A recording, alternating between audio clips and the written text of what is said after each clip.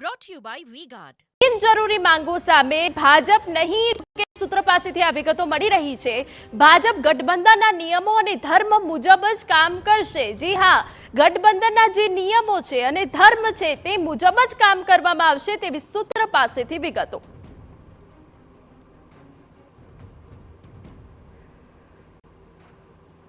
तो एक तरफ एनडीएની મહત્વની બેઠક મળી રહી છે અને બીજી તરફ જે મંત્રાલય માંગવામાં આવ્યા છે તે સામે ભાજપ નહીં ઝૂકે। કિંજલ, એ સમજવું પણ ખૂબ જરૂરી છે કે ભાજપ ગઠબંધનના નિયમ અને ધર્મ મુજબ કામ કરશે, તો આ નિયમ અને ધર્મ એ છે શું, કેવી રીતે ભાજપ કામ કરશે?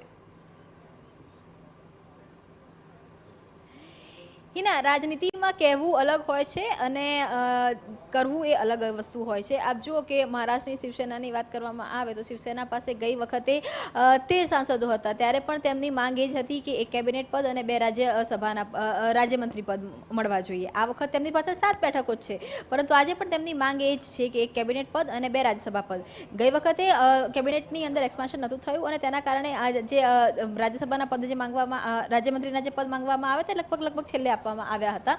આ વખતે આપ જુઓ કે જેડીયુની વાત કરવામાં આવે તો જેડીયુએ પણ ગઈ વખતે એક મહત્વનું જે કેબિનેટ પદ હતું તે માંગ્યું હતું, તેમને એ પદ આપવામાં આવ્યું, પરંતુ નીતિશ કુમારે જે વ્યક્તિ માટે ની ભલામણ કરી હતી તેના સિવાયના અન્ય વ્યક્તિને, અન્ય સાંસદને મંત્રાલયમાં લેવામાં આવે, જેને લઈને નીતિશ કુમારે નારાજગી પણ બતાવી હતી અને ત્યારબાદ જે જેડીયુ છે એ ગઠબંધનમાંથી બહાર નીકળી ગયું હતું, કેમ કે નીતિશ કુમારનું સ્પષ્ટ માનવું હતું કે જ્યારે જેડીયુની વાત હોય ત્યારે તેમની વાત છે તેનું માન રહેવું જોઈએ, સ્વાભાવિક છે કે વાતનું માન રહેવું જોઈએ, પરંતુ ગટ્ટામ સુધી ભાજપે એ તમામ કહી શકાય કે નિયમોને તોડ્યા છે કે કારણ કે તેમની પાસે બહુમતી હતી।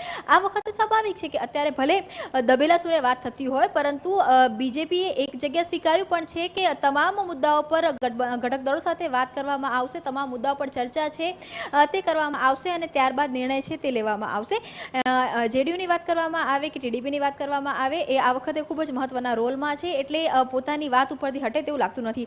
હા, જો કોમ્પ્રોમાઇઝ થઈ શકે છે તો જે આંધ્રપ્રદેશની વાત કરવામાં આવે કે બિહારની વાત કરવામાં આવે, તેમને જે એક વિશેષ દરજ્જો આપવાની વાત છે રાજ્યને, તો તે મુદ્દા પર અત્યારે કદાચ કહી શકાય કે કોમ્પ્રોમાઇઝ થઈ શકે છે અથવા તો અત્યારે તે મુદ્દાને સ્ટેન્ડ બાય રાખવામાં આવી શકે છે। બાકી મંત્રાલયની વાત કરવામાં આવે તો મંત્રાલયમાં ચોક્કસ આજે બંને દળ છે તે ખૂબ જ સ્ટ્રોંગ મંત્રાલય માંગી રહ્યા છે, રાજ્યમંત્રી પદ માંગી રહ્યા છે।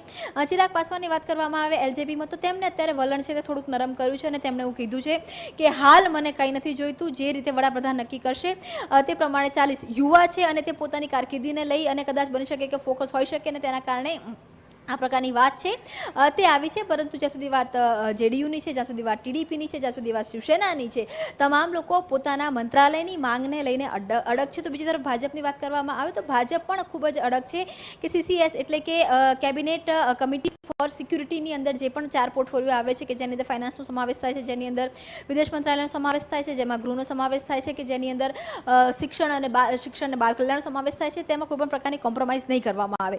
રેલવે કે જેને લઈ અને સતત જે નીતિશ કુમારની પણ માંગ છે અને ટીડીપીની પણ માંગ છે, ગડમથલ ચાલી રહી છે, પરંતુ જો સૂત્રોની માની તો ભાજપ ખૂબ જ ફર્મ છે કે રેલવે ડિપાર્ટમેન્ટ છે તે ભાજપ પોતાની પાસે રાખશે, કેમ કે અત્યાર સુધી આ વિભાગ જ્યારે પણ ઘટક દળોને આપવામાં આવ્યું છે ત્યારે બંટાધાર થયો છે। જોવાનું એ છે કે 11 વાગે એક વખતે બેઠક પૂર્ણ થાય, પ્રધાનમંત્રી તરીકેના ચહેરા પર સર્વસંમતિ આવે, ત્યારબાદ મંત્રીમંડળને લઈને જે મંત્રણા શરૂ થશે તેની અંદરથી શું ક્યાસ આવે છે। હિના, બિલકુલ કિંજલ, વધુ વિગત અમે તમારી પાસેથી લેતા રહીશું। તો 11 વાગ્યાની જે બેઠક મળવાની છે તેના ઉપર સૌ કોઈની નજર રહેલી છે કે આખરે આ બેઠકમાંથી શું બહાર આવે છે। Brought to you by V-Guard.